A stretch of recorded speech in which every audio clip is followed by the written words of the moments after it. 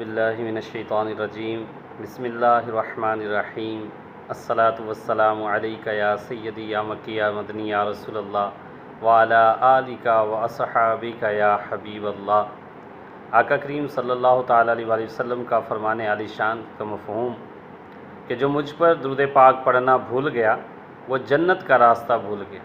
मीठे इस्लामी बहन भाइयों, दुरूद पाक इंतहाई ज़रूरी आखिरत में बरकतें लूटने के लिए, लिहाजा कोशिश कीजिए कि हर वक्त आका करीम सल्लल्लाहु ताला अलैहि वसल्लम को याद करें और उन पर दुरूद व सलाम पढ़कर आखिरत में इंशाअल्लाह अज़्ज़ा वजल जन्नत में जाने का वसीला बनाएं। अल्लाह पाक आपको मुझे अमल की तौफीक दे। इस्लाम की रोशनी सब के लिए यूट्यूब चैनल में आज हमारा टॉपिक बहुत प्यारा टॉपिक कुरान पाक, कुरान मजीद, फ़ुरक़ान हमीद की तिलावत, उसकी फ़जीलत और अहमियत और सवाब का बेपाया ज़रिया, इंशाअल्लाह ताला इस पे गुफ्तगू करने की सआदत हासिल कर रहा हूँ।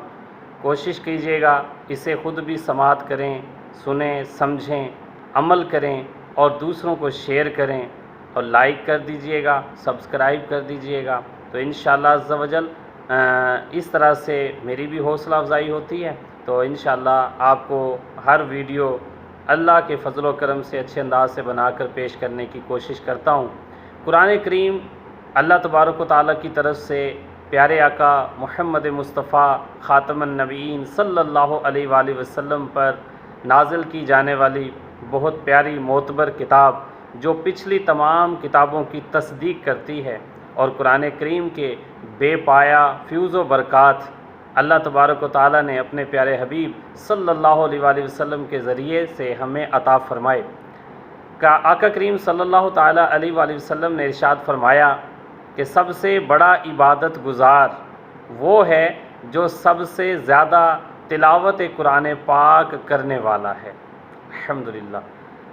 मज़ीद प्यारे आका सल्लल्लाहु ताला अलैहि वसल्लम का फरमाने आलीशान है कि बेशक दिलों को जंग लग जाता है जिस तरह लोहे को जंग लग जाता है, तो उसे पानी से साफ़ किया जाता है। अर्ज़ किया गया, या रसूलल्लाह सल्लल्लाहु अलैहि वसल्लम उनकी सफ़ाई किस तरह करें, यानी अगर दिल को जंग लग जाए तो उसकी सफ़ाई किस तरह करें।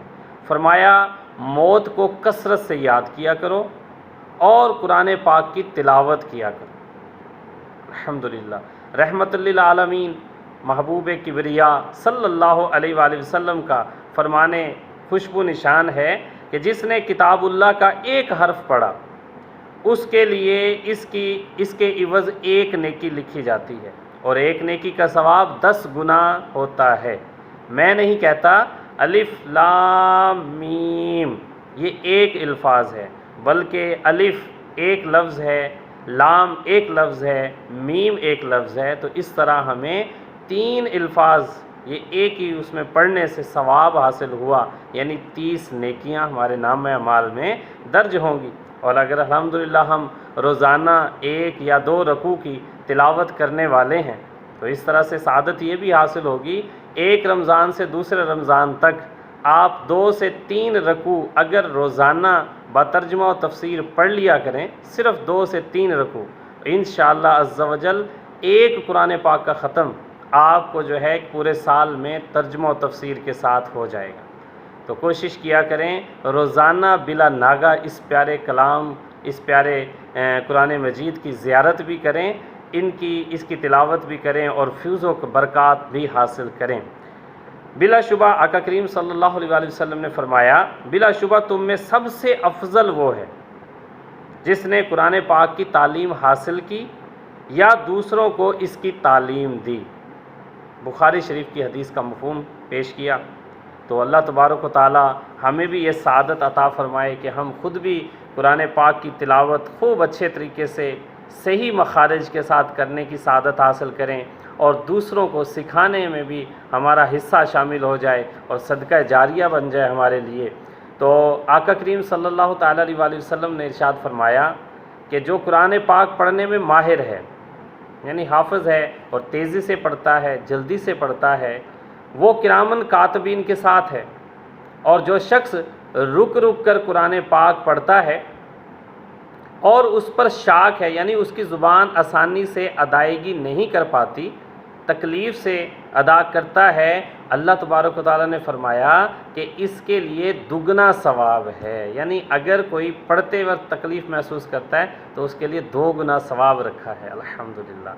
फिर आका करीम सल्लल्लाहु ताला अलैहि वसल्लम ने इरशाद फरमाया कि जिसके जोफ़ कहते हैं सीने को, जिसके जोफ़ यानी सीना में कुछ कुरान पाक नहीं है, वो वीरान मकान की मिसाल है। यानी जिसे कुछ भी याद नहीं, छोटी छोटी सूरतें, नमाज सारी जिसको याद है अल्हम्दुलिल्लाह, उसका सीना मुनव्वर है, उसके सीने को वीरान नहीं कहा जाएगा। फिर आका करीम सल्लल्लाहु अलैहि वसल्लम का एक और फरमान तिर्मिज़ी शरीफ में है कि अल्लाह ताला फरमाता है, जिसको कुरान ने ज़िक्र और मुझसे सवाल करने से बाज़ रखा, यानी वो इतना तिलावत कुरान पाक करने वाला है कि वो बस उसी ज़िक्र में मशगूल रहता है। जिस तरह लोग दुआओं में काफ़ी कुछ मांगते हैं, वो मशगूल ज़िक्र रहता है, तिलावत में रहता है, तो मैं उसे उनसे ज़्यादा दूंगा जो मांगने वाले मांगते हैं। किसकी बरकत से? कुरान पाक में मशगूल, तिलावत में मशगूल रहने की बरकत से। सुभान अल्लाह। क्योंकि कुरान पाक की फ़जीलत दूसरे कलामों पर ऐसी है जैसे अल्लाह अज़्ज़ा वजल की फ़जीलत उसकी मखलूक पर है। ईसा बिन मोहम्मद अलैहि रहमत कहते हैं, मैंने एक रोज़ अबू बकर बिन मुजाहिद अलैहि रहमत को उनके इंतकाल के बाद ख्वाब में देखा, और वो देखा कि वो कुरान पाक पढ़ रहे हैं कब्र में। तो मैंने कहा कि आप तो इंतकाल फरमा चुके हैं, तो ये कैसे आप कुरान पाक पढ़ रहे हैं? तो उन्होंने फरमाया कि मैं हर नमाज के बाद, आप और मैं भी इससे सीखें कि हम भी ये दुआ कर लिया करें कि हर नमाज के बाद और ख़त्म कुरान के बाद दुआ करता था कि ए अल्लाह अज़्ज़ा वजल, तू मुझे कब्र में तिलावत कुरान पाक की तौफ़ीक देना। ये थी मोहब्बत कुरान रखने वाले ना। तो अल्लाह तबारक व तआला ने उनकी इस दुआ के इवज़ कुरान पाक की बरकतें उन्हें कब्र में भी अता फ़रमाईं। ताजदार मदीना रहते क़ल्ब सीना सल्लल्लाहु अलैहि वसल्लम ने इरशाद फरमाया, जिसने कुरान पढ़ा और उसको याद कर लिया और उसने हलाल को हलाल समझा और हराम को हराम जाना, उसके घर वालों में से उन 10 अशख़ास के बारे में उसकी शफ़ाअत कबूल की जाएगी जिन पर जहन्नम वाजिब हो चुका था। यानी अगर साहले बंदा है, कुरान पढ़ता है और कुरान में क्योंकि हराम को हराम, हलाल को हलाल बताया गया, उस पे अमल पैरा रहा और इसी तरह दुनिया से रुखसत हुआ, तो क़यामत के रोज़ वो 10 ऐसे लोगों की अपने घर वालों में से शफ़ाअत करेगा जिन्हें अल्लाह ताला जहन्नमी लिख चुका होगा। कितनी कुरान पाक की बरकतें हैं और इसे पढ़ने की सादतें हैं, तो हमें कोशिश करनी चाहिए। अब कुछ अदब व अदाब तिलावत कुरान पाक के समात फरमा लीजिए। एक आयत का हिफ्ज़ करना हर मुसलमान मुकल्लिफ़ पर फ़र्ज़ ऐन है, और पूरे कुरान मजीद का हिफ्ज़ करना फ़र्ज़ किफ़ाया, और सूरह फ़ातिहा और एक छोटी सूरत या इसकी मिसल, मसलन 3 छोटी आयतें या एक बड़ी आयत का हिफ्ज़ करना वाजिब ऐन है। इस पर गौर कीजिएगा। और फिर मुस्तहब ये है कि बावज़ू किबला रू अच्छे कपड़े पहन कर तिलावत करे, और शुरू तिलावत में आऊज़ु बिल्लाहि मिनश शैतानिर रजीम पढ़ना सुन्नत है, और इब्तदाए सूरत में बिस्मिल्लाह सुन्नत वरना मुस्तहब है। और अगर जो आयत पढ़ना चाहता है उसकी इब्तदा में ज़मीर मौला ताला की तरफ राजे हो, जैसे हुवल्लाहुल्लज़ी ला इलाहा इल्ला हु, तो इस सूरत में आऊज़ के साथ बिस्मिल्लाह पढ़ने का इस्तेहबाब मुअक्कद है। दरमियान में कोई दुनियावी कलाम करे तो आऊज़ बिल्लाह और बिस्मिल्लाह फिर पढ़े, और दीनी कलाम किया, मसलन सलाम या अज़ान का जवाब दिया, सुबहान अल्लाह या कलमा तैयबा वगैरह अज़कार पढ़े, तो आऊज़ बिल्लाह बिस्मिल्लाह फिर पढ़ना इसके ज़िम्मे नहीं। फिर फरमाया कि लेट कर कुरान मजीद पढ़ने में हरज नहीं, जबकि पाँव सिमटे हुए हों और मुंह खुला हो। यूं ही चलने और काम करने की हालत में भी कुरान पाक की तिलावत जायज़ है, जबकि दिल ना बटे, वरना मकरूह है। यानी चलते हुए भी पढ़ रहे हैं तो तवज्जो कुरान पाक की तरफ होनी चाहिए। गुस्ल खाना और मुआज़ा निजासत में यानी नापाक जगहों पर कुरान पाक पढ़ना नाजायज़ है। जब बुलंद आवाज़ में कुरान मजीद पढ़ा जाए तो तमाम हाज़रीन पर सुनना फ़र्ज़ है, जबकि वो मजमा बगर्ज़ सुनने के हाज़िर हो, वरना एक का सुनना काफ़ी, अगरचा और लोग काम में मसरूफ़ हों। बाज़ारों में और जहाँ लोगों का रश हो बुलंद आवाज़ से पढ़ना नाजायज़ है, क्योंकि वो जगह इस मामले के लिए नहीं है। लोग कामों में मसरूफ़ हैं। आप जहाँ पे कुरान पढ़ेंगे तो सब पे लाजम है कि वो कुरान को सुने, वरना ऐसी जगह कुरान ना पढ़ा जाए। मदरसे में सबक याद करने के लिए एक ही वक्त में कई तुलबा बुलंद आवाज़ में कुरान पाक पढ़ते हैं, ये जायज़ है। कुरान मजीद आवाज़ से पढ़ना अफजल है। किसी नमाजी या मरीज़ या सोने वाले को इज़ा ना पहुँचे तो बुलंद आवाज़ में कुरान पाक पढ़ सकते हैं। कुरान मजीद याद करके भुला देना गुनाह है।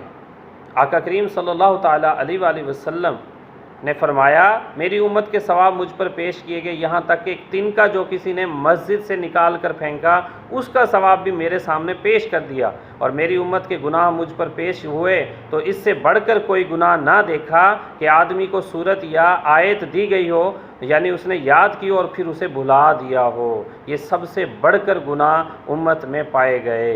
तो हमें चाहिए कि हम जो कुछ याद करें उसे रोज़ाना पढ़ते रहें, आदत में रखें, ताकि ये भूलने का अजाब हमारे लिए ना हो। और कुरान मजीद के अदाब में ये भी है कि उसकी तरफ पीठ ना की जाए, ना पाँव फैलाए जाएं, ना पाँव को उससे ऊंचा किया जाए और ना खुद उससे ऊंची जगह पर बैठें। कुरान शरीफ के ऊपर किसी किस्म की कोई किताब वगैरह ना रखें, यहाँ तक कि संदूक में जो कुरान पाक पड़ा हो उस संदूक पर भी कोई और चीज़ ना रखें, अदब है। कुरान शरीफ अगर माअज़ल्लाह हाथ से छूटकर गिर जाए तो इसका कोई कफ़ारा नहीं, क्योंकि जानबूझकर कोई ऐसा नहीं करता। और ज़ौक़ और शौक़ और तवज्जो के साथ कुरान मजीद की तिलावत किया करें। हजूर कल्ब यानी पूरे दिल को उसकी तरफ जमा कर कुरान मजीद की तिलावत करें और कभी भी उकताहट का मुजाहरा ना करें। जितना हो सके खुश दिली के साथ पढ़ें, वगरना तिलावत मौकूफ़ कर दें। तिलावत से पहले तहारत और नज़ाफ़त सफाई का पूरा अहतमाम करें। तिलावत के वक्त ज़ाहिरी पाकी तहारत के साथ दिल को भी गंदे ख़यालात से, जज्बात से, नापाक मकासद से दूर रखें और हमेशा पाक और साफ़ जगह पर बैठकर कुरान पाक की तिलावत करें। वक्त सहर और नमाज तहज्जुद में कुरान शरीफ पढ़ने की बहुत ज़्यादा कोशिश करें कि फ़ज़ाइल हैं और खुसूसी एहतमाम करें। तिलावत के साथ साथ तर्जुमा और तफसीर भी पढ़ते रहिए ताकि आपको मकासद का अंदाज़ा हो और आपके लिए कुरान पाक हिदायत बन सके। हकूक़ आयात के लिहाज से आयत सजदा पर सजदा बजा लाएँ। सजदा तिलावत करने का तरीका यही है कि जहाँ पे आयत आए या सुने, खड़े होकर सजदा तिलावत की नीयत से अल्लाहु अकबर कहते हुए सजदे में जाइए और कम से कम 3 बार सुबहान रब्बियल आला सजदे वाली तस्बीह पढ़िए और अल्लाहु अकबर कहते हुए खड़े हो जाइए। अव्वल और आखिर अल्लाहु अकबर कहना सजदा तिलावत में सुन्नत है और खड़े होकर सजदे में जाना और सजदे के बाद खड़ा होना, ये दोनों क़याम मुस्तहब हैं। हाथ उठाने, अत्तहियात पढ़ने, सलाम फेरने की ज़रूरत नहीं है। तिलावत के दौरान कुरान पाक की आयात पर असल कबूल करने की कोशिश कीजिए। जब रहमत, मग़फ़िरत, जन्नत की लाजवाल नेमतों का ज़िक्र हो तो मुसर्रत से झूम जाइए, और जब खुदा के गैज़ व गज़ब और जहन्नम की हौलनाकियों का ज़िक्र पढ़िए तो बदन काँपने लगे, आँखें बेइख्तियार बह पड़ें और दिल तौबा और निदामत की कैफियत से रोने लगे और अल्लाह से पनाह मांगने लगे। जब सालेहीन का कामरानियों का ज़िक्र पढ़ें तो चेहरा खुशी से दमकने लगे। जब कौमों की तबाही का हाल पढ़ें तो चेहरा गम से निढाल हो जाए। जब वईद व खौफ की आयत आएँ तो जिस्म लरज़ने लगे। बशारत की आयत पढ़कर रूह शुक्र के जज्बात से शरशार हो जाए और आयत तस्बीह आए तो तस्बीह और तकबीर कहें और आयत इस्तग़फ़ार आए तो अस्तग़फ़ार पढ़ें। और जब उम्मीद और तवक्कुल की आयत आए तो अल्लाह के हजूर दस्त ब दस्त होकर दुआ के लिए हाथ उठाकर दुआ मांगें। और तिलावत कुरान मजीद से फ़ारग होने के बाद अपनी गलतियों और कोताहियों और बेअमलियों पर कसरत से इस्तग़फ़ार करें और तिलावत के बाद ख़ुसूसी दुआ करें।